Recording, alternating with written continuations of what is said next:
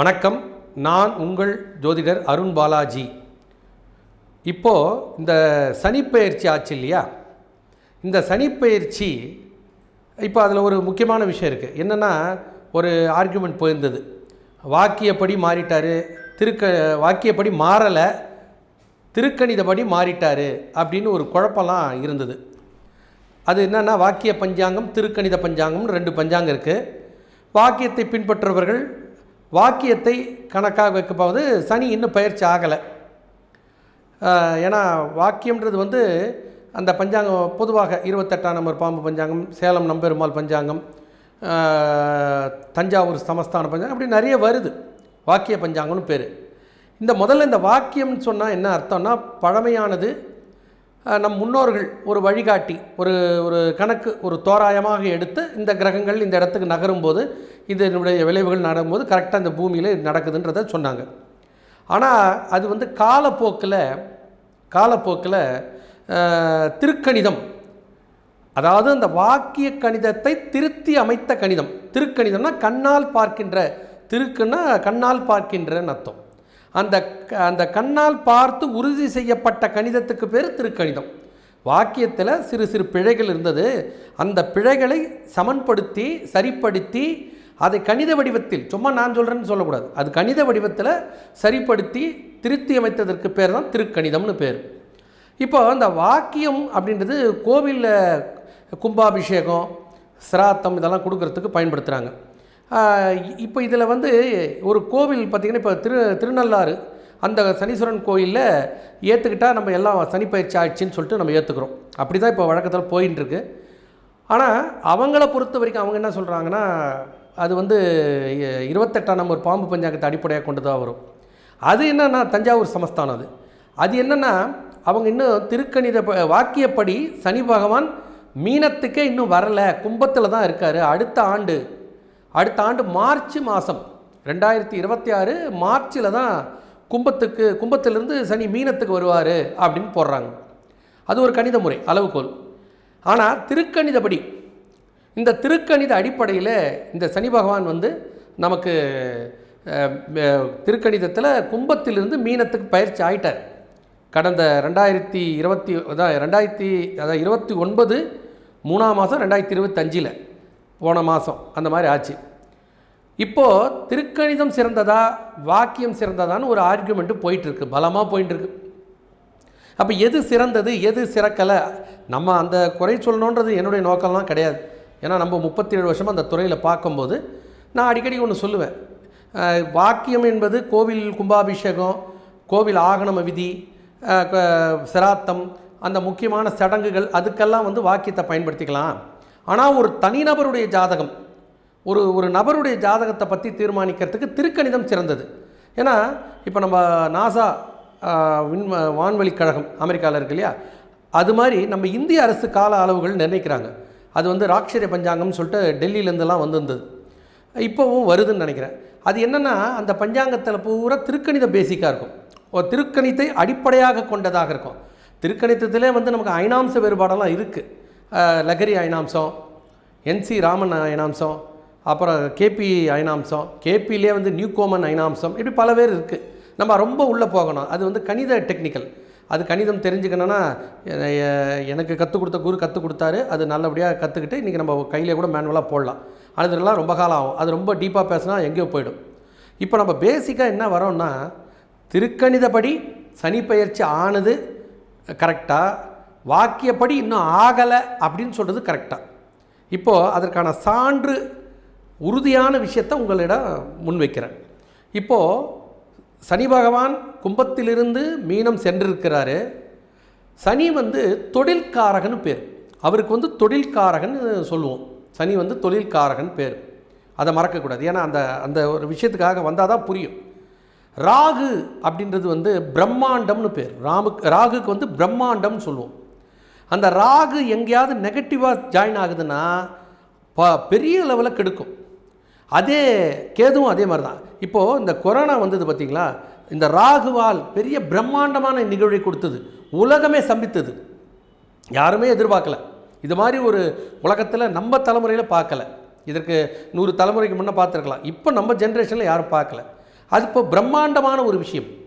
இப்போது இதே மாதிரி தான் நான் கடந்த ஒரு 10-15 நாளாகவே இந்த சனிப்பெயர்ச்சி ஆகுது, ராகுவுடன் போய் சேருகிறது, கும்பத்தில் இருந்து சனி பகவான் மீனத்துக்கு சென்றவுடன் ராகுவிடத்தில் நிற்கிறது. அப்போ நமக்கு ஏதாவது பிரச்சனை கொடுக்குமா, ஏதாவது தொல்லை கொடுக்குமா?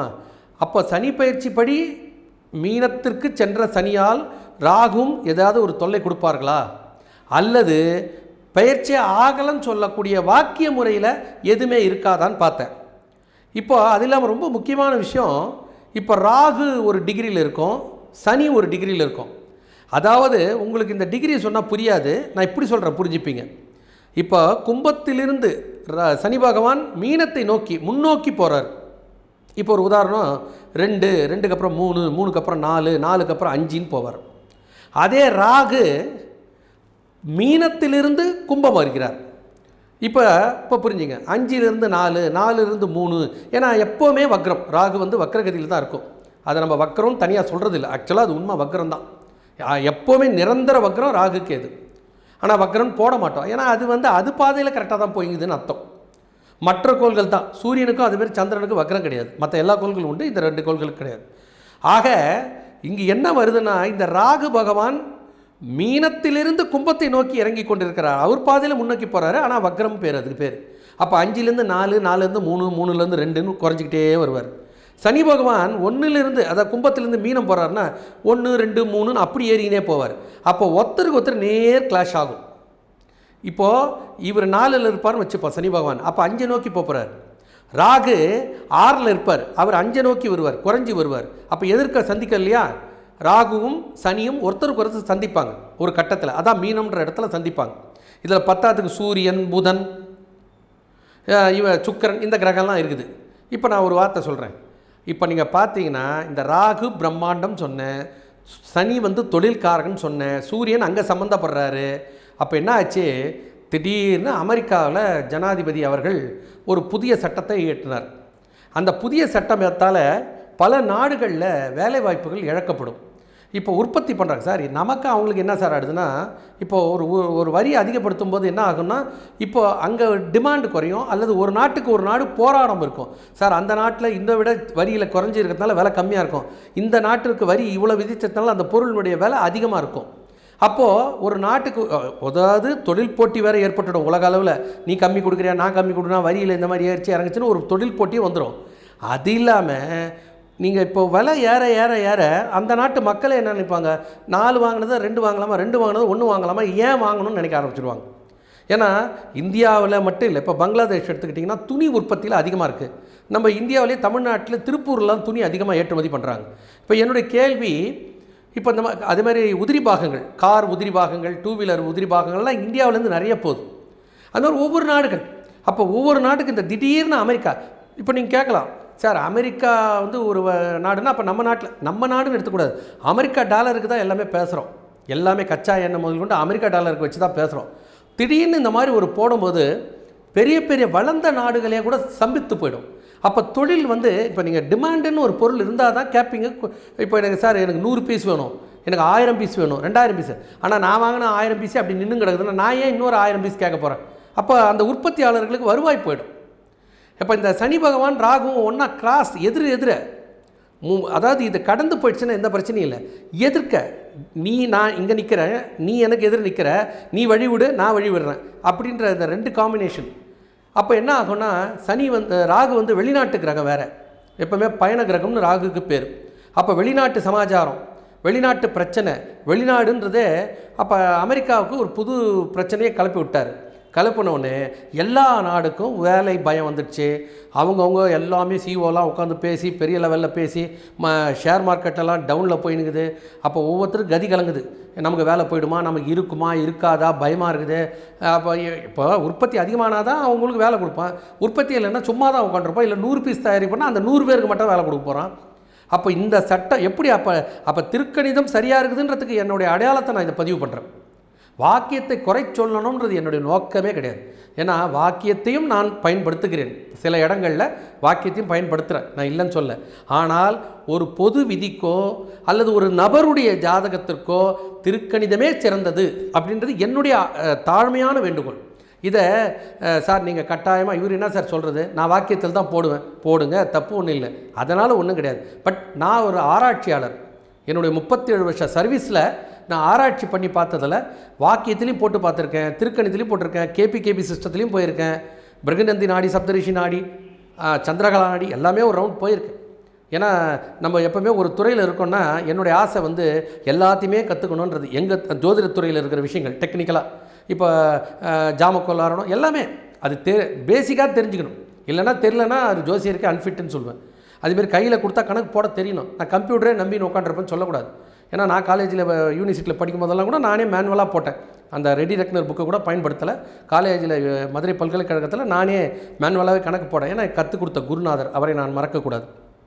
திருப்புகழ்மணி ஐயான்னு சொல்லுவோம், கிருபானந்த வாரியாருடைய தம்பி, அவர்கிட்ட தான் நம்ம கற்றுக்கிட்டது. அந்த வகையில் பார்க்கும்போது இப்போ இந்த சனி பகவான் பார்த்திங்கன்னா ராகுவும் சனியும் நேருக்கு நேர் மோதிக்கொண்டு இருக்கிறது, பாகை வழியில் மோதிக்கொண்டு இருக்கிறதுனால வர்த்தகம் சொல்கிறது பாதிக்கப்பட்டது. ஏங்க அப்போ போன வருஷம்லாம் இது பிரச்சனை இல்லை. இப்போ சனி வந்து நீங்கள் கும்பத்திலே இருக்காருன்னு வச்சுப்போம், ராகு மீனத்திலே இருக்காருன்னு வச்சுப்போம், பிரச்சனையே இல்லை. ராகு எப்போ கீழே இறங்கி வருதோ, சனி இருக்கும் இடத்திற்கு கும்பத்திற்கு ராகு வருதோ, இந்த மே மாதத்துக்கு மேலே தான் இந்த பிரச்சனை வந்திருக்கணும். வாக்கியப்படி வாக்கியத்திலும் வரும், பிரச்சனை வரும். ஆனால் ராகு எப்போது கும்பத்திற்கு சனியுடன் வந்து ஜாயின் ஆகுதோ அப்போத்தான் அந்த ஒரு வருடத்துக்கு இந்த வாக்கியப்படி இந்த மே மாதத்துக்கு பிறகு தான் இந்த மாதிரி புது சட்டங்கள் புது விஷயங்கள் நடந்திருக்கும். ஆனால் நமக்கு பிரச்சனை போன மாதம் அறிவித்து இந்த 1ஆம் தேதியிலிருந்து, அதாவது 1 2ஆம் தேதியிலேருந்தோ ஏப்ரல்லேருந்தே அறிமுகம் ஆயிடுச்சு இந்த சட்டம். அங்கே போட்டாங்க 26%, 37%, இந்த மாதிரி பல சட்டங்கள் போட்டாங்க. அப்போ என்ன நடக்குதுன்னா சனி அங்கே மூவ் ஆக உடனே அங்கே தன்னுடைய வேலையை ராகுவும் சனியும் ஒருத்தருக்கு மோதிக்கினாங்க. இது நாட்டுக்கே இப்படின்னா, ஒரு உதாரணத்துக்கு சொல்கிறேன், உங்களுடைய சரி சார் இருங்க நான் அந்த ஒரு விஷயத்தை சொல்லிட்டு வந்துடுறேன் சார், நீங்கள் வேறு பயம் காட்டிட்டீங்க, அது எப்போ சார் எங்களுக்கும் வேலையில் பயமாக இருக்குது அப்படின்னு சொல்கிறீங்கன்னா, வெளிநாட்டில் இருக்கிறவங்களுக்கே வேலையில் இது மாதிரி எதுனா ஒன்றும் பயப்படாதீங்க. சனி இப்போ டிகிரியை கிராஸ் பண்ணிடும், ராகுவை டிகிரி கிராஸ் பண்ணும். அந்த டிகிரியே நமக்கு இந்த மே மாதம் 1ஆம் தேதியிலிருந்தே ராகுவும் சனியும் மீனத்தில் தான் இருப்பாங்க. ஆனால் ஒருத்தர் பாகையில் விலகி போயிடுவாங்க, 4 பாகை தாண்டிடுவாங்க. ஒரு தோராயமாக 4 பாகை மாறிடும். அப்போ சனி ரொம்ப தொலைவு வந்துடும். சனி ராகு விட்டு தொலைவில் வந்துட்ட போது அப்போ அங்கே வந்து கொஞ்சம் அந்த பிரச்சனைகள்லாம் குறைய ஆரம்பிச்சிடும். மெல்ல மே மாதம் 1ஆம் தேதியிலேருந்து பிரச்சனை குறைஞ்சி மெல்லமாக ஏதாவது அதுக்கு ஒரு வழி கண்டுபிடிச்சிடுவாங்க. இதுக்கு இப்படி போட்டால் தப்பு இல்லை, அப்படி போட்டால் தப்பு இல்லை, இல்லை அவரே கூட ஏதாவது விட்ராயல் பண்ணிக்கிறான், அந்த மாதிரி ஏதோ ஒரு நல்ல விஷயங்கள், தொழிலுக்கு பயம் இல்லாத ஒரு நல்ல மக்கள் நல்லா இருக்கிறதுக்கு என்னென்ன வழி எதோ அது விலகிடும்.